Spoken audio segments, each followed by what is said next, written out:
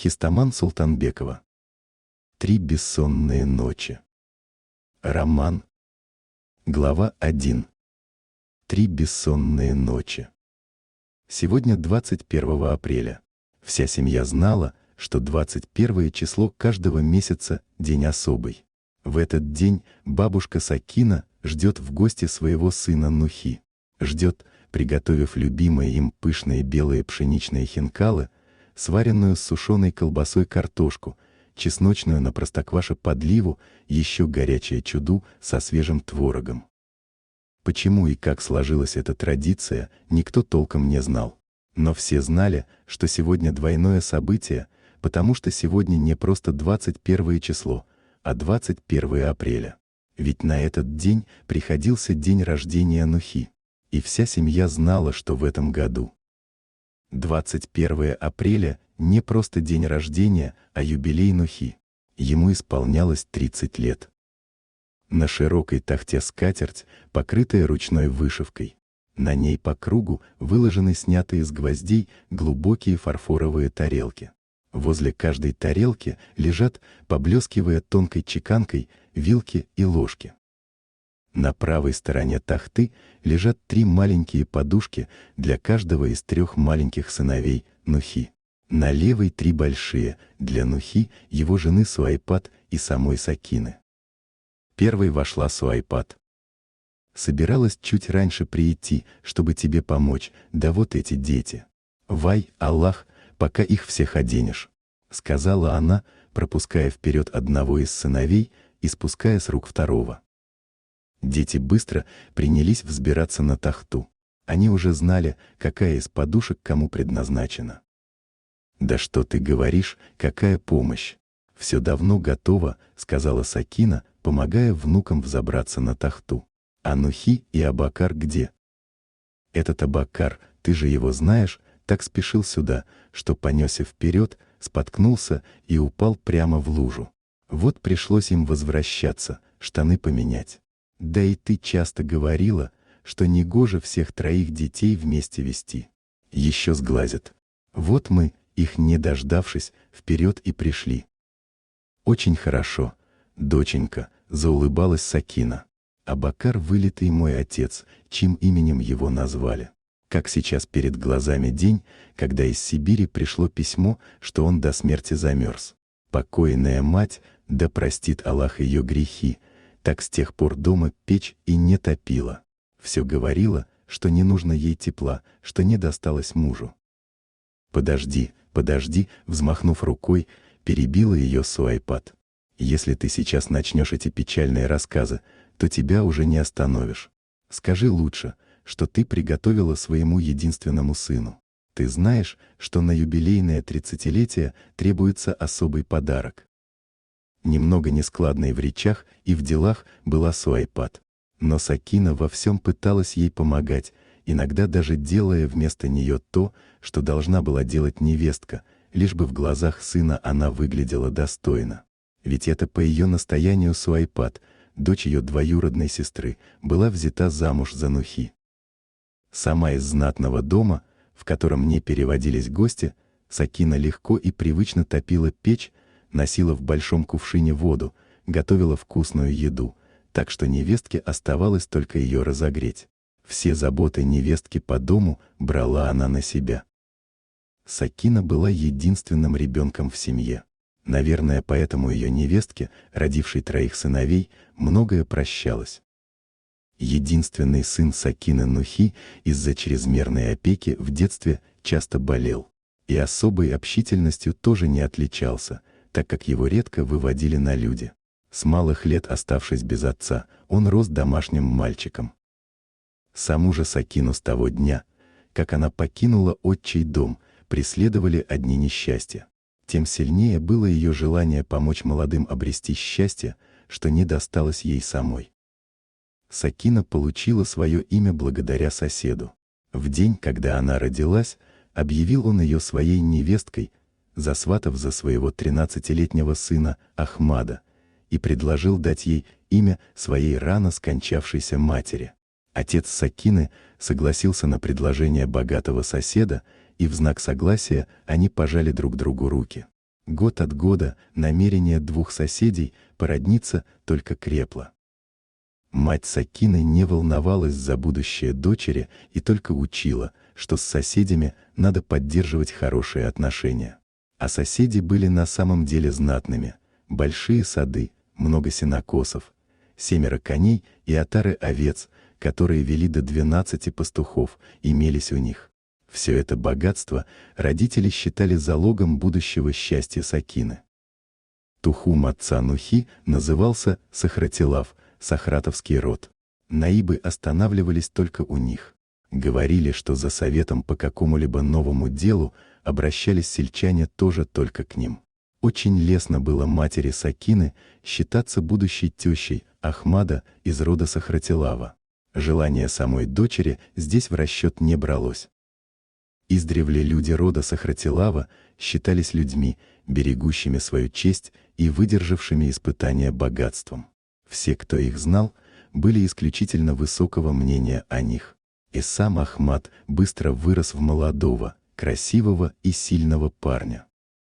Но так случилось, что Ахмад, считавшийся всеми почтительным сыном, перешагнув через договор, заключенный отцом, оставил обрученную с ним девушку. Он похитил из чужого села девушку, которая тоже была обручена, и женился на ней. Все, кто слышал эту историю, были удивлены случившемуся. Ахмада знали как человека совестливого и добропорядочного и очень уважавшего своих родителей. Как такое с ним могло случиться, долгое время оставалось тайной.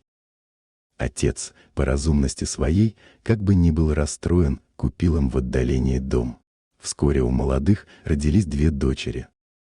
Сакина же выросла, на удивление всего села, красивой и статной. В конце концов, отец Сакины, помня добрососедские отношения и данное слово, согласился отдать ее второй женой Ахмаду. И опять здесь у самой Сакины никто ничего не спрашивал. Так как у Ахмада не было ни братьев, ни сестер, достающееся ему великое наследство играло здесь первую роль. И это было наследство, которое нельзя было оставлять женщине из чужого села, взятой в дом без согласия отца. Более того, отец Ахмада не дал нежеланной невестке положенных по адату одежд и подарков и отказался справлять свадьбу. Он чувствовал вину перед родителями Сакины и никак не желал, чтобы они подумали, что он был согласен с тем, что сотворил его сын. Сказать по правде, он на самом деле был очень расстроен случившимся. Желая примириться с отцом, Ахмад согласился жениться и на Сакине, но при этом поставил условие, что жить она будет не в его новом доме, а в доме у его родителей. Также они договорились, что ритуальное послание выкупа за невесту и сама свадьба Сакины будут в один день. Мать Сакины удовлетворила, наконец, свое самолюбие. Она гордо раскрывала подарок за подарком и раскладывала перед восхищенными взорами родни драгоценное содержимое многочисленных коробок. Здесь были и золотые монеты, и серебряные витые 9-прутные браслеты, и традиционное дорогое платье кабалай, и передававшийся 7 поколений подряд безворсовый ковер-сумах с причудливым, потемневшим от древности орнаментом на 5 створах. На протянутых через всю комнату веревках в несколько рядов висели вышитыми сторонами наружу большие платки, под ними были прилажены платья. На установленных ниже досках стояли в ряд туфли. На столе красовалась золотая и серебряная посуда. По другую сторону стояли рядами подарки для родни невесты. Вокруг толпились многочисленные родственники, громко выражая свое восхищение. Мать Сакины была счастлива. Она степенно рассаживала гостей за богато накрытые столы, которые ломились от разнообразных яств. Каждый гость получил персональный подарок. Люди говорили: «Смотрите, там, где обычно дают барана, они дали быка». И сады старшего Сохратилава тоже, говорят, дали. Видели, как мать Сакины вручила богато вышитые платки девушкам, что пришли со стороны жениха. И как они красиво танцевали, надев их. Но были и другие разговоры. Смотрите, первую красавицу села, по которой сохло столько парней, отдали ради богатства в дом, где уже есть жена с детьми. Всю первую неделю Сакина была в горе, плача без сна. Даже в день свадьбы не был празднично одет Ахмад, чем еще больше усугубил свою вину. Родители Сакины были достаточно прозорливы, чтобы не заметить это. Но они думали, что богатство и достаток позволят Ахмаду одинаково хорошо содержать взятых по шариату двух жен, и со временем все наладится. Сакина жила у родителей мужа и видела его только, когда он приходил к ним в гости. Тем не менее, вскоре узнав, что она в положении, не знавшая любви и ласки, Сакина привязалась к Ахмаду. К двум дочерям Ахмада от его любимой жены Сакина родила ему сына. Это была радость для всего Тухума и особенно для отца Ахмада. Он получил возможность дать внуку имя своего отца Нухи. По этому поводу было большое празднество. Но даже это событие не изменило отношение Ахмада к Сакине. Он продолжал избегать ее, и даже появление сына не смягчило его сердце. В те времена город Грозный назывался Харсел. В нем устраивались большие ежегодные скачки. Ахмад со своим конем тоже отправился туда. Вскоре пришло трагическое известие, что он погиб, разбившись при падении лошади. Это было большое горе. Никто не мог понять, как это могло случиться. Видно, на то была Божья воля. Чтобы проводить в последний путь, Сахратуллав привез тело сына в свой дом. В этот тяжелый день совершенно разбитой была и мать Сакины. Убитая горем, причитая, говорила она строки, обращенные к дочери. Эти слова надолго запомнились всем, кто их слышал. «Дорогого, как знамя войска целого, вороного коня, убийцу черного, так продам я его, и рекой серебра орошу холм могилу. Я молодца. Разве смогут теперь на копытах коней удержаться подковы безучастно и в долине той, где последний был бег, довести скакунов до финиша? Ты теперь, дочь моя, будто псам брошена. Ты добыча теперь, рокот черного, не спасешься вовек. Дитя малое, никуда от него не схоронишься. Солнце свет закрыт, тучей черную, грудь теснит мою боль. Не выплакать, отдала бы всю себя. Я по капельке, но не примет залог. Карта черная. О, Ахмад, дорогой, твоего коня. Норов страстен и дик, как у кровника. Обратил он седло, что носило тебя в смерти дикой купель, став могилою. Если робко невеста, в танце выйдет круг. Все встают и сильней. Звучит музыка. Так и ты теперь. Выйдет, дочь моя, чтоб сильней за тебя. Мы поплакали. Если двое сошлись в битве молодца, одного всегда ждет участь горькая. Не сама вышла ты в бой со счастьем. Не тебе в том бою быть с победою. Не по воле своей выходила ты, нежеланной была. Предрешен конец, и не быть тебе век. Лишь моя в том вина. На одной стороне быть со счастьем. Прогнала молодцов от красы твоей. Горделивой была я, слукавила. По делам мне теперь лишь моя в том вина. Отплатил мне Ахмад за все до верха. Теперь, после смерти единственного сына, Сакина, принесшая внука, стала особенно дорога для старшего Сахратилава. Первая жена Ахмада и при жизни его не отличалась особым радушием к односельчанам. Она так и не завела ни друзей, ни знакомств, а теперь и вовсе стала чужой. Сохратилав позволил ей продать дом и, взяв обеих дочерей, вернуться в свое село. До гибели Ахмада, сама не зная почему, Сакина была в большой обиде на своих родителей. Теперь, не имея своего дома и живя у свекра на иждивении, она видела, как они за нее переживают. Это тронуло сердце Сакины. У нее появилось желание утешить их. Она часто приходила в гости к маме и за разговорами пыталась показать, что все у нее хорошо. «Мама, посмотри-ка на Нухи, вылитый отец. Сам оставил ворота открытыми, и скотина вся ушла. Он же заявляет, ворота на то поставлены, чтобы их запирать. Как бы ни был сам виноват, всегда ему удается вину на нас свалить и сделать так, чтобы мы его же утешали», смеясь, рассказывала Сакина маме очередную историю.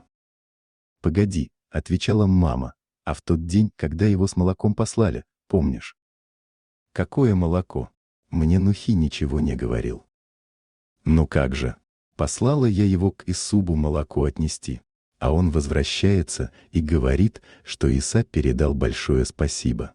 Я говорю, что посылала его отнести молоко Исубу. Так он заявляет, какая тебе разница, Исуб тебе ничего другого, кроме такого же большого спасибо, не передал бы». «Ты смотри, а мне ничего про это не рассказал», — смеялась Сакина. «Вчера встретила директора нашей школы, Хатипат. Она сказала, что имя Нухи в списке лучших и по учебе, и по поведению. Очень его хвалила». «Очень хорошо, доченька. И то, что дед Сахратула ему вместо отца, это тоже очень хорошо. Вай, Аллах, может из-за имени своего отца, но Сахратула любит Нухи и очень его балует.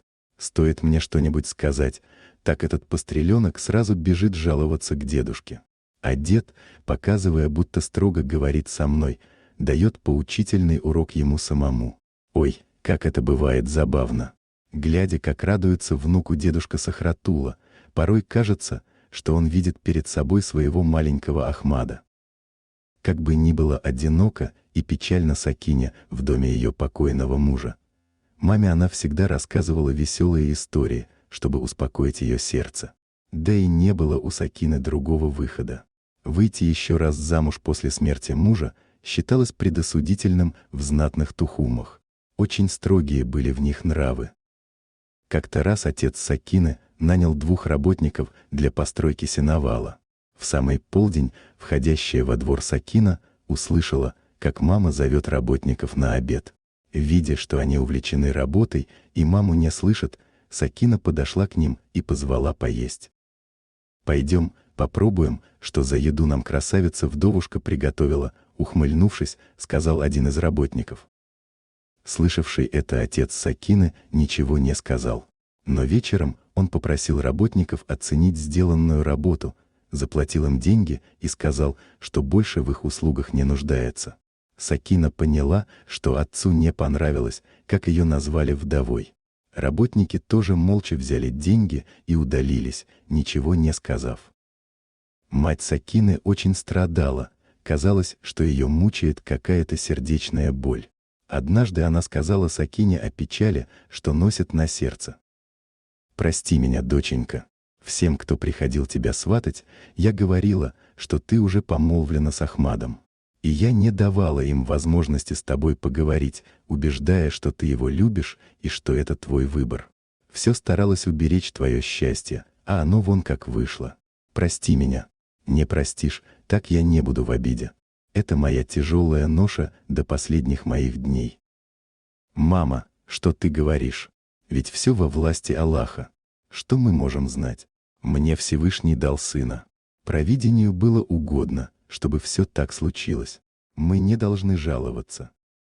Мама обняла Сакинат и прижала к груди. Сквозь слезы будто сами полились вдруг строки, полные страдания. «И не плачь по мне. Когда я умру, я сама судьбу всласть оплакала. И не дай слезам напоить молву. Она жаждет лишь нашей слабости. Небеса со мной ночь проплакали. Утешение им утром солнце лик.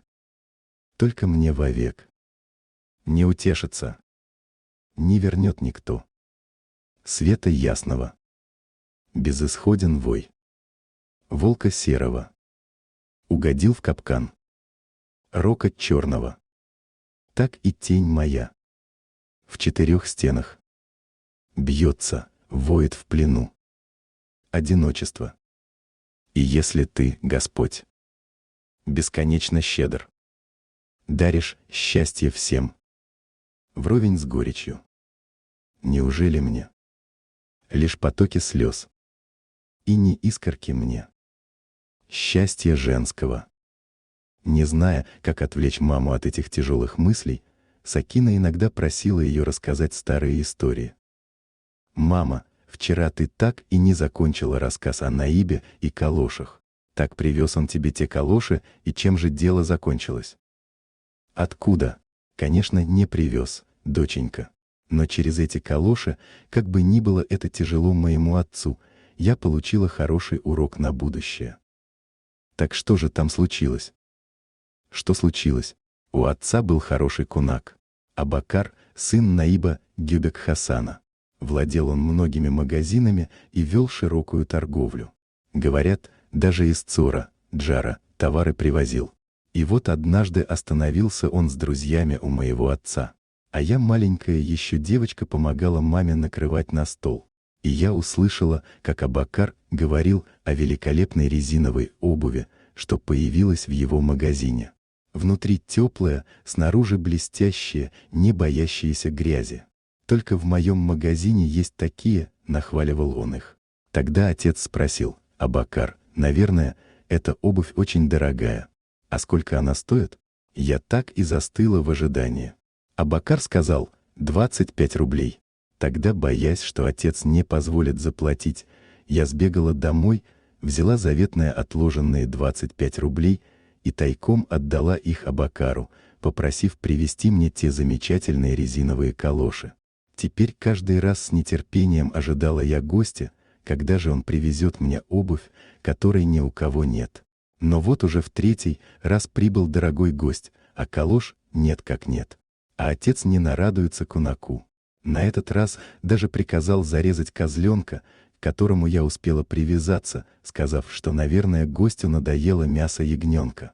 И тут я не выдержала и, выгодав минутку, когда отец вышел на кухню, подошла к нему и сказала: «Ты тут гостя козлятиной подчуешь, а он, хотя бы в знак уважения к тебе, мог бы все-таки привезти мне галоши. Я же заплатила». Услышав это, отец прямо побледнел, но ничем себя не выдав, проводил гостей и позвал меня к себе. Я же знаю, зачем он вызывает, поэтому с порога так и сказала: «Ну и пусть пропадут эти галоши, если ты так из-за них расстраиваешься. И вовсе мне не жалко этих 25 рублей». Отец подождал, пока я закончу свою речь, посадил меня на стул и сказал: «Здесь речь не о твоих 25 рублях и не о твоих галошах. Ты знаешь, как я бывал рад каждому его приезду. А сегодня за эти 25 рублей продала ты Абакара, сына Наиба Гюбека Хасана. Вот что мне тяжело». Рассказывая все это, мать Сакины иногда замолкала. Было видно, что ее мучает недуг, но она старается скрыть его. «Мама, а что значит дедушкины слова «продала ты Абакара»?» — спросила опять Сакина. «А то и значит, доченька». В тот день дедушка, тяжело вздохнув, сказал: «Сегодня записал я в сердце своем Абакара, как человека, который, взяв деньги у моей дочери, не привез ей галоши. Теперь эту надпись ничем не соскрести. И ничего бы не было, если бы ты спросила меня, можно ли дать ему денег. То, что Абакар пал в моих глазах, это боль, которую ничем не унять». Увидев, что мама уже тяжело дышит, Сакина перестала ее расспрашивать. В ту же ночь от подскочившего давления лопнул кровеносный сосуд у матери Сакины, и она скоропостижно скончалась. Горе, навалившееся на Сакину, было для нее вдвойне тяжелым. Она знала, что мама так и унесла с собой в могилу чувство вины за неустроенную жизнь своей единственной дочери. И знала мама Сакины, что после ее смерти не будет у ее дочери человека, которому она сможет излить свою душу. Часто она повторяла: без куска хлеба тяжело, а без родной души тяжело вдвойне. Вспомнила Сакина эти мамины слова, и только сейчас дошел до нее их истинный смысл. От сжавшей ее сердце острой боли и охватившего душу чувства одиночества заговорила она, обращаясь к небу, будто выдыхая свою боль. Когда сутками небо, в потоках дождя, плачет, будто дитя безутешное, удивляюсь, ужели природа сама знает боль по утерянной маме? Не состарится век, пики горных вершин, седина их только цвет снега белого. Не страдали они от мысли одной, что могут остаться без матери. Мама, милая, добрая мама, твой светильник угас, кружит ночи тень, и теперь я одна, без огня, без надежд. Где взять силы дожить до рассвета? Была ты жива, сердце плакало, облегчало мне думы печальные. А теперь тебя нет, слезы высохли, унесли с собой мое счастье.